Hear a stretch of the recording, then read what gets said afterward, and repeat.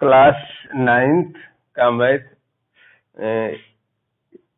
आज third part बहुपद polynomial जो चल रहा है, इसमें आज आपका जो अगला पार्ट है शेषफल प्रमेय। शेषफल प्रमेय क्या है? यदि किसी बहुपद पोलिनोमियल px को x माइनस a से भाग दिया जाए तो शेषफल P होता है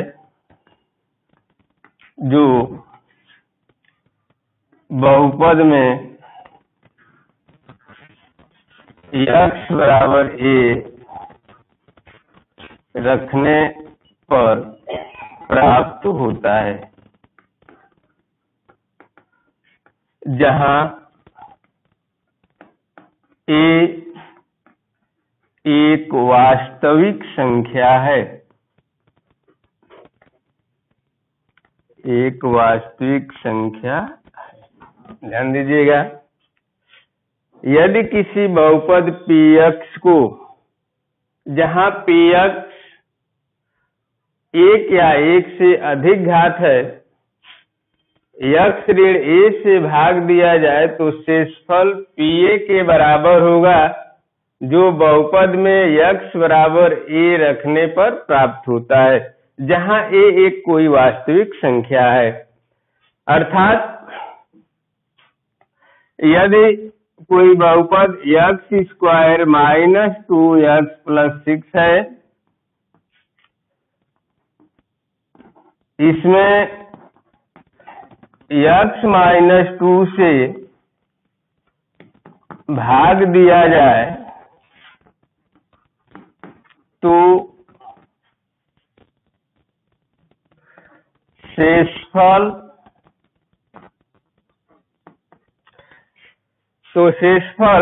x माइनस 2 बराबर 0 अर्थात x बराबर 2 रखने पर प्राप्त होगा। यानी x बराबर 2 हम रखेंगे, जो मान मिलेगा वही शेषफल इसका होगा। अब x बराबर यदि 2 हम रखें इसमें, तो 2 का स्क्वायर 2 गुणे 2 प्लस 6। अब 2 का स्क्वायर 4, 2 दूनी 4 प्लस 6, 4 में से 4 गया 0 प्लस 6 यानी 6। तो शेषफल आपका 6 होगा। यही शेषफल प्रमेय कहलाता है। यदि कोई भी बहुपद हो, उसमें x ऋण a से भाग दिया जाए तो शेषफल pa होगा, जो बहुपद में x बराबर a रखने से प्राप्त होगा। अर्थात pa बराबर हो गया 6। ये आपका शेषफल। दूसरे शब्दों में, अगर हम x ऋण 2 से भाग दें, नीचे के क्लास में आप पढ़े होंगे, x ऋण 2 x square minus 2x plus 6, अगर इसमें हम भाग दें तो शेषफल यही 6 बचेगा। जैसे अब भाग दिया जाए तो भाग का रूल आपको बताया गया होगा, एक बार हम पुनः बता दे रहे हैं। भाग देने का तरीका बीजगणित का, सबसे पहले हम पहले पद से पहले पद में भाग देते हैं। अर्थात x स्क्वायर में x का भाग दिया जाएगा।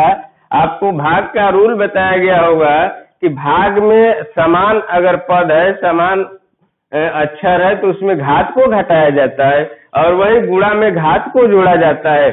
तो अब हम भाग देंगे x स्क्वायर का x में, तो ये घात कम हो जाएगा, अर्थात x बढ़ जाएगा। अब यहाँ x लिखेंगे। अब x से इन दोनों पदों में गुणा किया जाएगा। x का x में गुणा x स्क्वायर, x का माइनस 2 में गुणा माइनस 2x।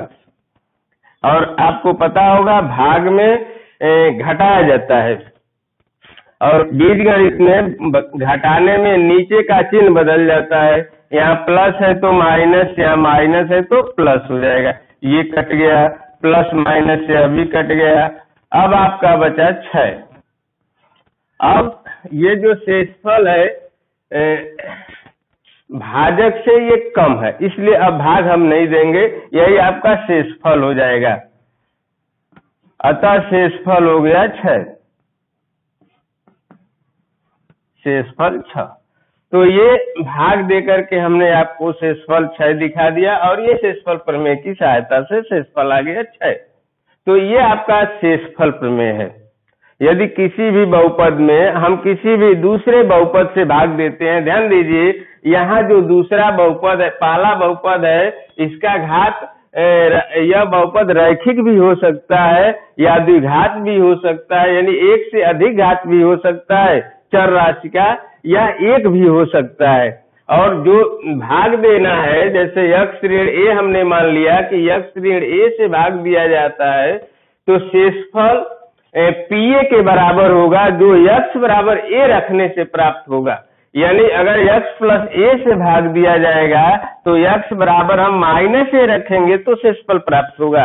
अगर यक्ष माइनस ए से भाग दिया जा रहा है तो यक्ष बराबर ए रखेंगे तो शेषफल प्राप्त होगा, जहाँ ए कोई भी वास्तविक संख्या हो सकती है। अब वास्तविक संख्या पर थोड़ा सा एक बार और आपको बता दें, वास्तविक संख्या क्या होता है?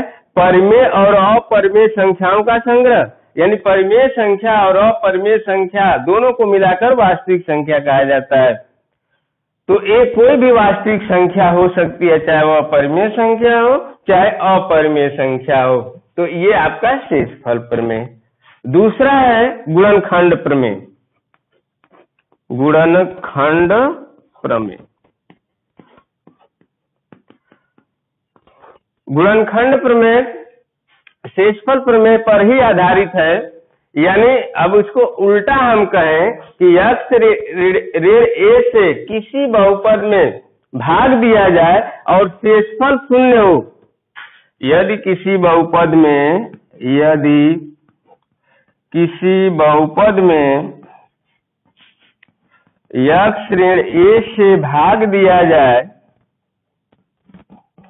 भाग दिया जाए और शेषफल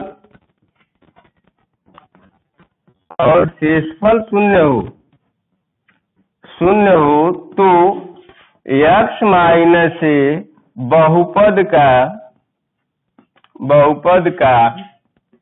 एक गुणनखंड होगा।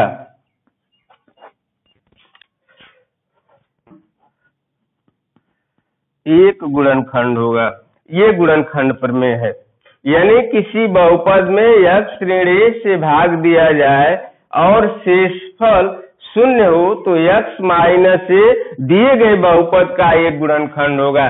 जैसे अब हमने यहाँ पर यक्ष स्क्वायर माइनस 2x प्लस 6 को यक्ष ऋण ए से भाग दिया तो शेषफल 6 आया, ये शून्य नहीं आया, तो यक्ष ऋण 2 इस बहुपद का गुणनखंड नहीं होगा। अगर यही शेषफल शून्य हो जाए तो यक्ष माइनस 2 इस दिए गए बहुपद का एक गुणनखंड होगा। तो यह गुणनखंड प्रमेय कहलाता है। और ये शेषफल प्रमेय, यानी शेषफल प्रमेय की सहायता से हम शेषफल ज्ञात करते हैं और गुणनखंड प्रमेय की सहायता से गुणनखंड ज्ञात करते हैं। जब शेषफल प्रमेय में शेषफल 0 आ जाएगा तो जिससे हम भाग देंगे वह एक गुणनखंड होगा, जिसको हम गुणनखंड प्रमेय कहेंगे। यानी दो चीजें, शेषफल प्रमेय और गुणनखंड प्रमेय, दोनों में बहुत थोड़ा सा अंतर है। दोनों का तरीका सेम एक ही है, दोनों में आपको भाग देना है अर्थात शेषफल निकालना है। अंतर ये है कि इस गुणनखंड प्रमेय में अगर शेषफल 0 आ जाएगा तो वह एक उस बहुपद का गुणनखंड होगा, और इसमें केवल आपको शेषफल निकालना है। जैसे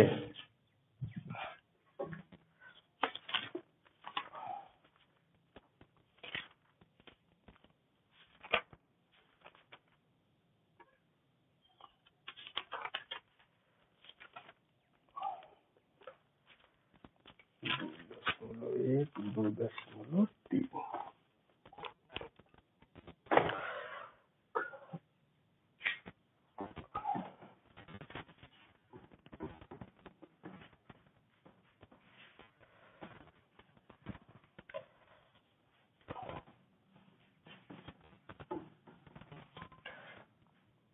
शेषफल प्रमेय और गुणनखंड प्रमेय पर आधारित आपकी जो प्रश्नावली है, प्रश्नावली 2.3। कल हमने 2.2 बताया और आज 2.3 चलेगा। और 2.3 में केवल यही दो चीजें हैं, एक शेषफल प्रमेय है और एक गुणनखंड प्रमेय। इसका पहला सवाल, पहले का पहला एक एक उदाहरण चलेगा और शेष जो सवाल बचेंगे, जैसे पहले में 3-4 सवाल दिया है, एक हम बता दे रहे हैं, शेष को आप कर लीजिएगा। इसी तरह दूसरे में एक, तीसरे में एक एक सवाल होगा। x³ + 3x² + 3x + 1 को x + 1 से भाग देने पर शेषफल ज्ञात कीजिए। ये आपका पहला सवाल है किताब का, शेषफल ज्ञात कीजिए। ध्यान दीजिएगा, एक सवाल हम बताएंगे और 4 सवाल है इसमें, शेष 3 सवाल को आप लोग कॉपी पर कर लीजिएगा। अब देखिए यहाँ पर प्रश्न आ गया, ये आपका बहुपद है, x + 1 से भाग देना है और शेषफल आपको ज्ञात करना है। तो इसके दो तरीके हो सकते हैं, एक शेषफल प्रमेय जो हमने अभी बताया और दूसरा आप भाग दे करके भी शेषफल ज्ञात कर सकते हैं। तो अगर हम शेषफल प्रमेय की सहायता से निकालें जो उससे आसान होगा, अर्थात x + 1 बराबर हम 0 रखेंगे, इसलिए x बराबर -1। अब x बराबर -1 इसमें रखा जाएगा और जो इसका वैल्यू प्राप्त होगा, जो मान होगा, वही शेषफल होगा। अब -1 यहाँ रखा जाए x के स्थान पर, -1³ + 3 × -1 का स्क्वायर प्लस 3 × -1 + 1 और -1 का क्यूब -1। ध्यान दीजिए, घनमूल आपको घन बताया गया होगा नीचे की क्लास में कि जैसे ऋण 1 का घन करना है तो ऋण 1 × ऋण 1 × ऋण 1 गुणा करेंगे, ऋण और ऋण का गुणा प्लस, और फिर प्लस और माइनस का गुणा माइनस, और 1 का गुणा 1 ही होता है, यानी -1 हो जाएगा। -1 का स्क्वायर +1 और 3 में गुणा करेंगे 3 हो जाएगा। 3 में ऋण 1 का गुणा -3, माइनस और प्लस का गुणा हमेशा माइनस होता है, +1। अब इसको सॉल्व कर दिया जाएगा। तरीका ध्यान दीजिएगा, प्लस वाला एक जगह जोड़ लेते हैं, माइनस वाला एक जगह, +3 और +1 +4, -1 और -3 -4, और 4 में से 4 गया 0, यानी शेषफल 0 होगा। अगर पूछा जाए कि क्या x + 1 इसका एक गुणनखंड है, तो अब यहाँ पर आएगा हाँ, x + 1 इसका एक गुणनखंड है, क्योंकि शेषफल 0 आया। तो केवल आपको शेषफल ज्ञात करना है, गुणनखंड नहीं बताना है, तो शेषफल आपका 0 आ गया। तो ठीक ऐसे ही शेष सवाल को आप ऐसे ही करेंगे। अगर x + 1 से भाग देना है, a से भाग देना है, तो x बराबर -a रखेंगे, x - a से भाग देना है तो x बराबर a रखा जाएगा।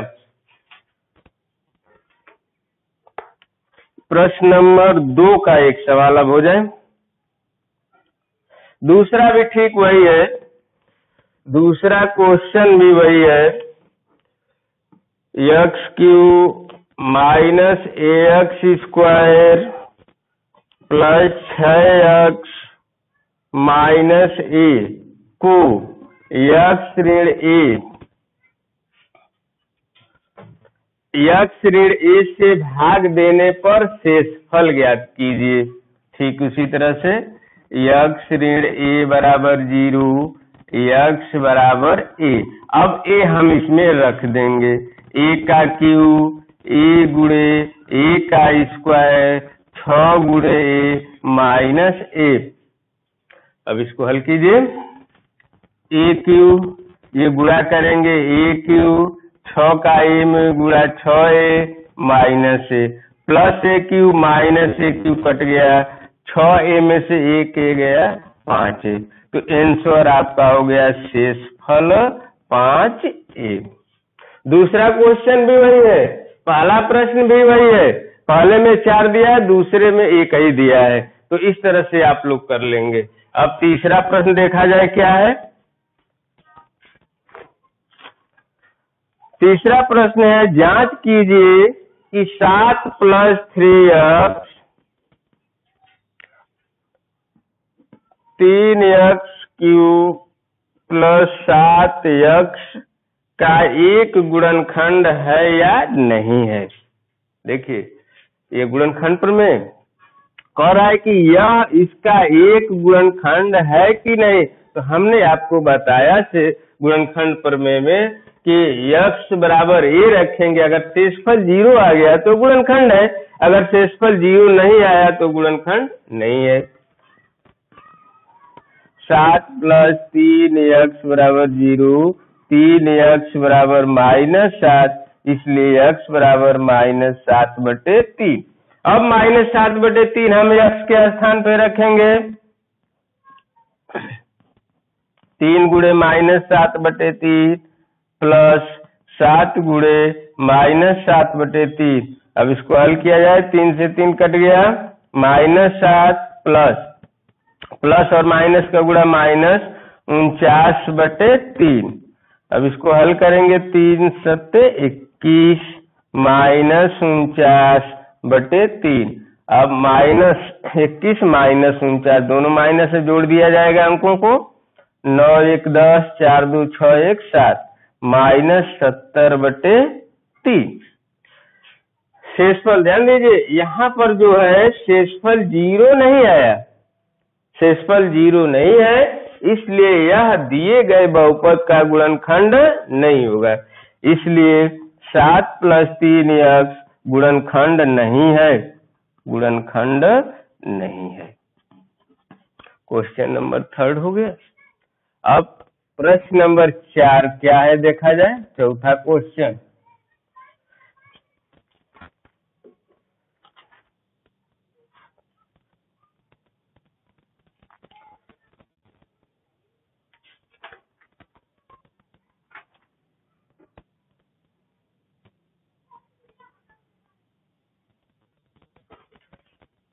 चलिए 3 ही प्रश्न है, तो अगली प्रश्नावली जो प्रश्नावली 2.3 है, इसमें मात्र 3 क्वेश्चन है और जो शेषफल प्रमेय और गुणनखंड प्रमेय पर आधारित है।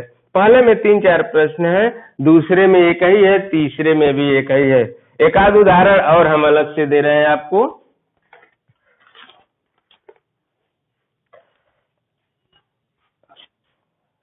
x³ + 3x² + 3x + 1 को x + पाई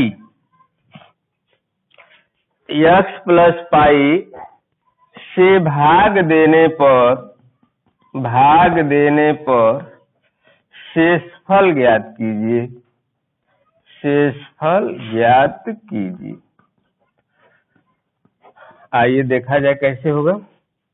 ठीक उसी तरह x + पाई से भाग देना है, अर्थात हम मानेंगे x + पाई बराबर 0, तो x बराबर -पाई। अब x के स्थान पर हम -पाई रखेंगे, तो x के स्थान पे -पाई रखा जाए तो -पाई का क्यूब 3 गुणे -पाई का स्क्वायर प्लस 3 गुणे -पाई + 1, -पाई का क्यूब -पाई क्यूब, स्क्वायर करेंगे, माइनस का स्क्वायर प्लस होता है तो ये प्लस हो जाएगा 3 पाई स्क्वायर, ये हो जाएगा -3 पाई + 1। अब ये कोई समान पद नहीं है, यह इसका हल हो जाएगा, यानी आंसर। तो ये आपका शेषफल हो गया। तो आज आप एक प्रश्नावली पुनः करेंगे 2.3 और शेष जो अगला 2.4 है कल चलेगा।